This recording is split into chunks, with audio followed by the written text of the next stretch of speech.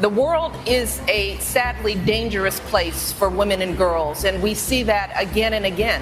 15 years ago, the world first glimpsed Michelle Obama as a poised and dynamic presence on the national stage. She was the lawyer, the working mom, and the force standing beside then-Senator Barack Obama as he embarked on a historic campaign for the U.S. presidency. Over the next 8 years, she evolved from a supportive spouse to one of the most inspiring first ladies in modern American history. Her influence continued to soar even after her family stepped away from the White House. From championing health and education initiatives to advocating for equality and empowerment, Michelle Obama's impact has been profound. Yet, just moments ago, news broke of a major announcement, something that promises to shape her next chapter and send ripples across the causes she's most passionate about. In today's video, we'll delve into that breaking story, unravel the significance of Michelle Obama's new revelation, and explore the rich tapestry of her journey, her family's upbringing in Chicago, the historic move to 1600 Pennsylvania Avenue, her daughter's growth under constant media attention, and her unrelenting dedication to uplifting young people around the world.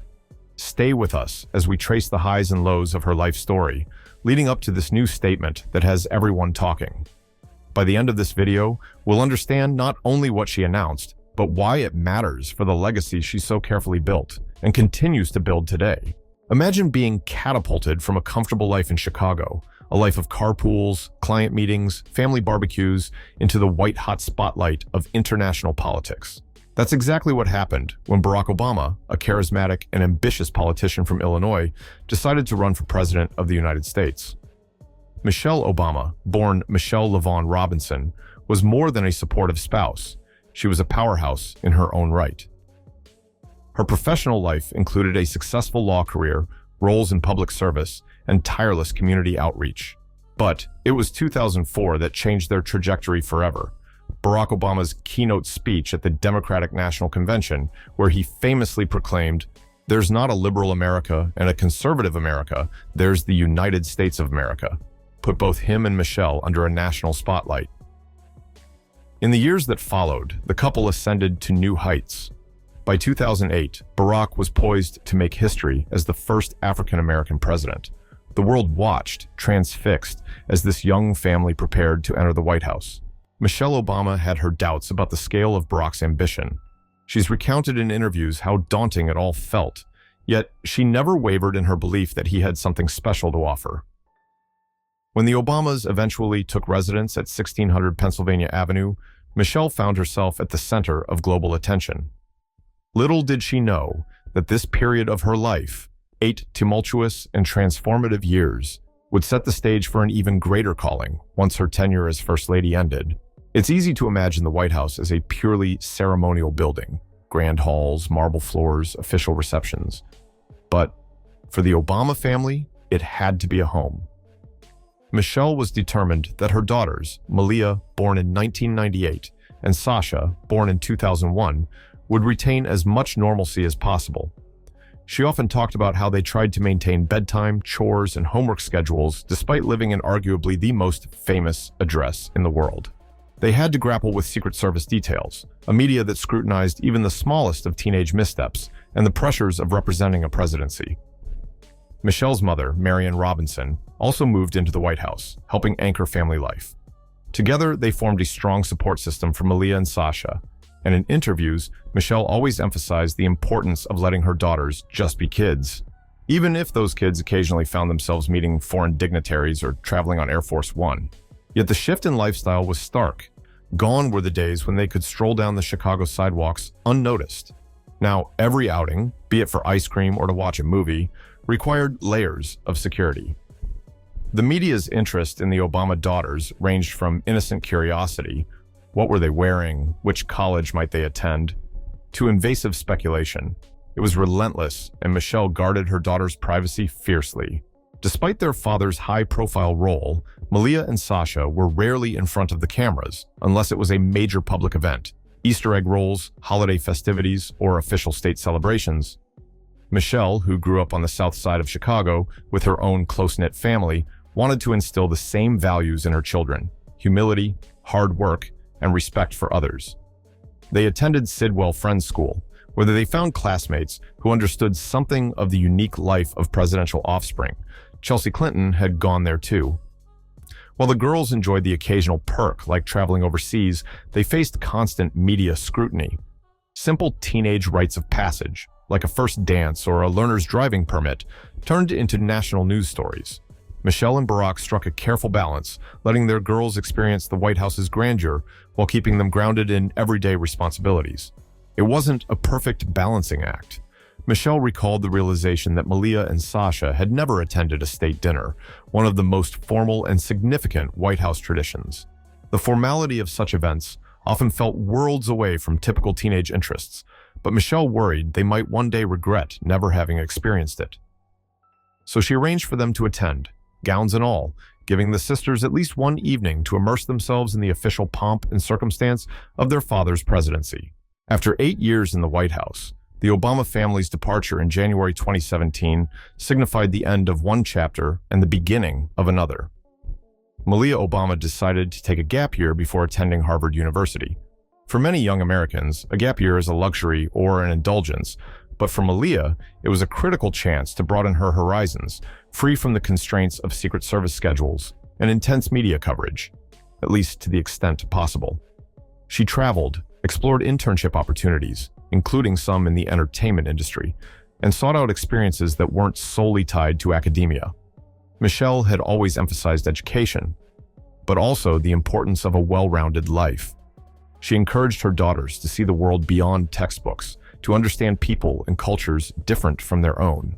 That ethos of exploration and empathy is something Michelle has championed publicly for years.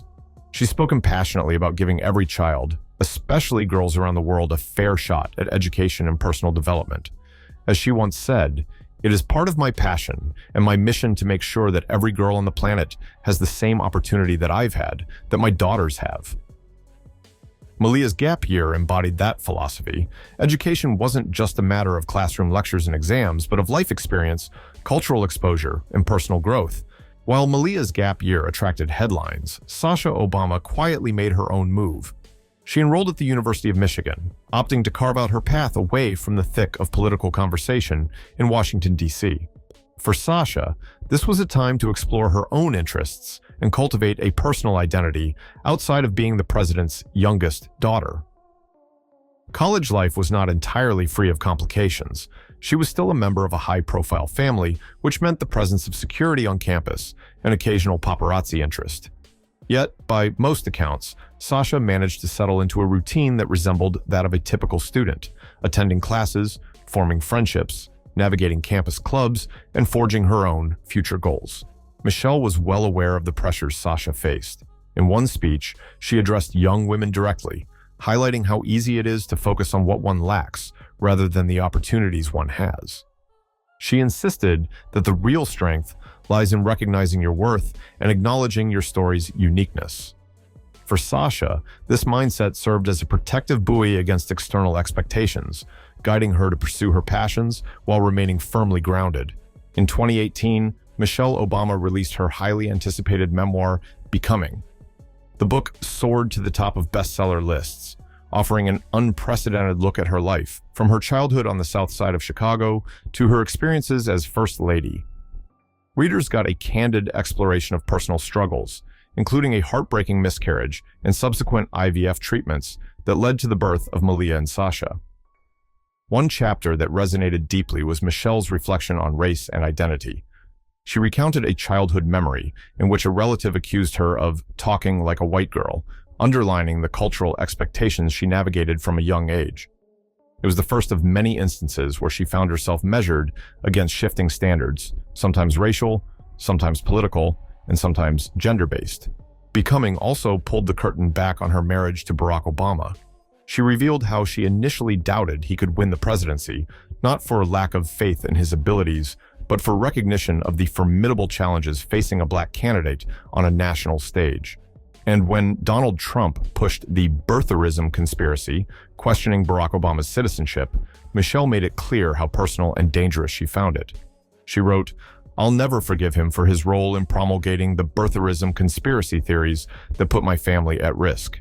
The memoir showcased a woman who had navigated an almost impossible situation, balancing her own ambitions with motherhood, public scrutiny, and the sometimes harsh realities of American politics. Yet, she emerged more determined than ever, with a voice that commanded respect well beyond partisan lines. When Michelle and Barack Obama left the White House in 2017, many wondered whether they would recede from the spotlight. Instead, they've each launched high-profile initiatives: the Obama Foundation in Chicago, new media productions, including a partnership with Netflix, and continued philanthropic efforts around the globe. Michelle's personal advocacy has only intensified, focusing on themes she championed as First Lady. With each new project, Michelle sought to clarify that these weren't political stunts, but rather long-term commitments driven by her core values. She repeatedly stated that her mission is to inspire the next generation, particularly girls, to claim their voices, own their stories, and step into leadership roles without apology. One of Michelle Obama's most famous lines came from her speech at the 2016 Democratic National Convention: "When they go low, we go high."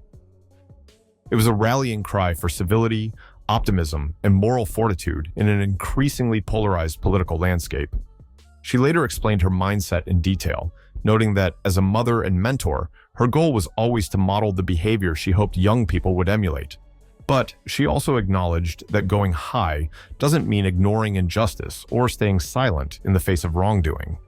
It means handling conflicts with dignity, focusing on constructive engagement, and never allowing negativity to derail the pursuit of progress. Michelle's approach toward critics or those who tried to demean her family was rooted in resilience. She spoke often about how adversity can either break you or strengthen your resolve, and she chose the latter. The line took on added significance during the Trump era as political rhetoric coarsened and personal attacks became more prevalent in public discourse. Michelle stood by her principle, believing that real leadership is about uplifting, not tearing down. So here we are, on the cusp of the news that everyone's talking about. In typical Michelle Obama fashion, the announcement arrived in a purposeful yet unflashy manner. Early this morning, across various social media platforms, she unveiled her next major project, a global mentorship initiative aimed at connecting young women leaders from around the world with established mentors in fields ranging from public service to entrepreneurship, media to technology. Why is this so significant? Mentorship has long been a core theme of Michelle's speeches. She often credits her own mentors, family members, teachers, and advisors for instilling the confidence she needed to break barriers.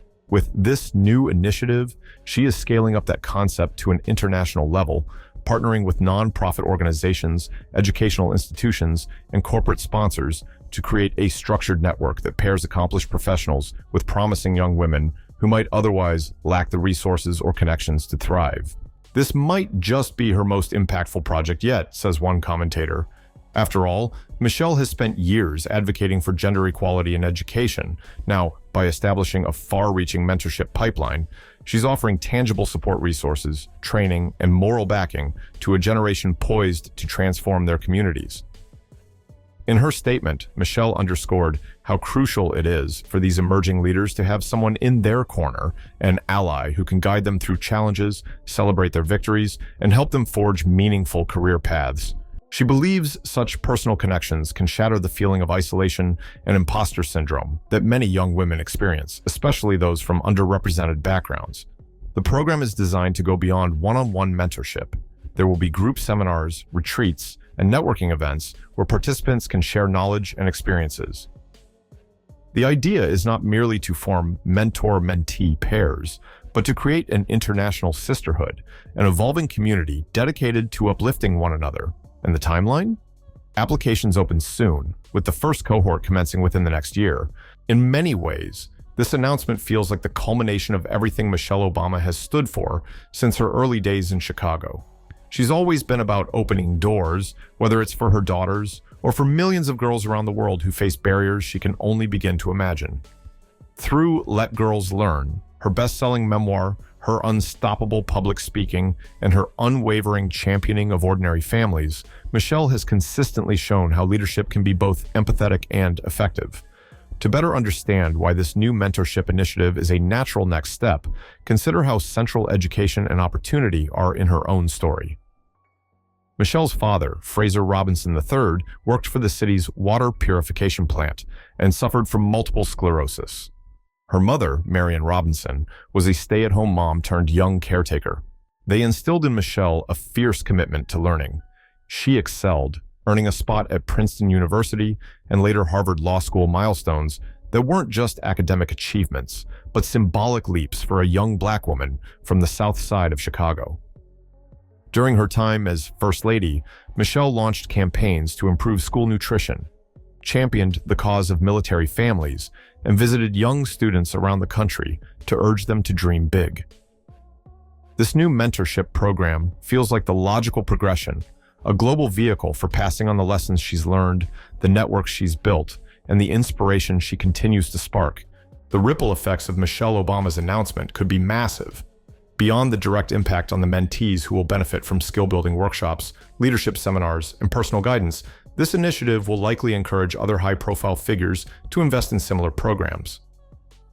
Imagine a world where philanthropic and corporate leaders rally around these young women, offering job placements, internships, or scholarships. The reach could extend far beyond the immediate participants, amplifying the voices and expertise of women globally. Critics will question the scope and execution, of course.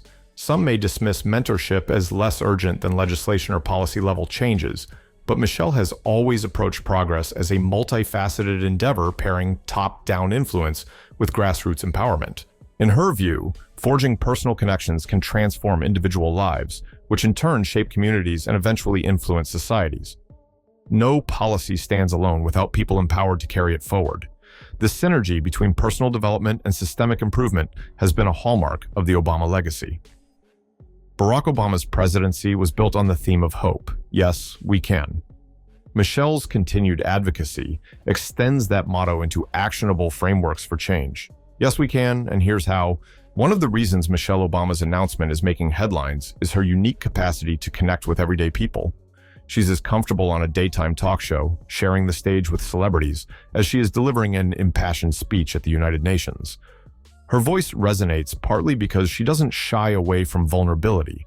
She's spoken publicly about self-doubt, facing criticism for her physique or her expressions, and even the challenges of being a wife and mother in an unforgiving political arena.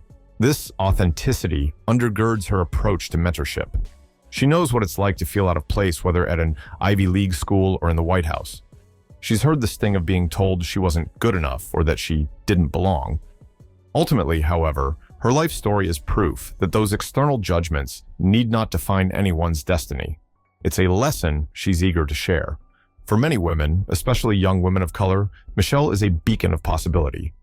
Through her new global mentorship program, she is effectively saying, "I see you. I understand your struggles. Let me help you find your path, just as others helped me find mine." And in a world still grappling with gender disparities in the workplace, politics, and education, that promise can't be overstated. No major public figure, especially one as outspoken and influential as Michelle Obama, escapes controversy. Her critics often accuse her of overstepping her boundaries, whether it's by championing healthy eating or engaging in social advocacy that straddles partisan lines. During her time in the White House, some conservatives bristled at her dietary guidelines for school lunches, labeling them as governmental overreach. Others have derided her messages about hope and resilience as too idealistic. But if Michelle has learned anything, it's how to persevere in the face of criticism. In Becoming, she pulled no punches about Donald Trump's rhetoric, accusing him of bullying and endangering her family through false conspiracy theories. The Me Too era further revealed her stance on sexism and harassment. She was unequivocal, stating, "The world is sadly a dangerous place for women and girls." Each time she speaks out, she risks political backlash. Yet, she persists. This latest mentorship initiative will likely spark debates too. Some may question its global scale, potential funding, or selection criteria. But if her past track record is any indicator, Michelle will stay focused on the program's mission, building alliances, and refining details over time. All of this is, at its core, about the next generation people like Malia and Sasha, who grew up in extraordinary circumstances yet tried to remain regular teenagers. Michelle frequently urges young people, "Do not ever let anyone make you feel like you don't matter or like you don't have a place in our American story." She's convinced that change happens through youth empowerment by fueling their ambition, instilling confidence, and showing them the real-world impact they can have. During her final speech as First Lady, Michelle Obama spoke directly to young Americans. "I want our young people to know that they matter, that they belong." Those words still echo today, forming the emotional backbone of her new announcement. Mentorship is one avenue through which she hopes to instill this sense of belonging on a global scale. For those aspiring to lead businesses, innovate technology, produce art, or simply navigate the complexities of young adulthood, Michelle's initiative sends a clear message: you are not alone. There are leaders, mentors, and entire communities ready to guide you if you're willing to step forward. As we wrap up this deep dive, let's circle back to the central question. What is Michelle Obama's most enduring impact?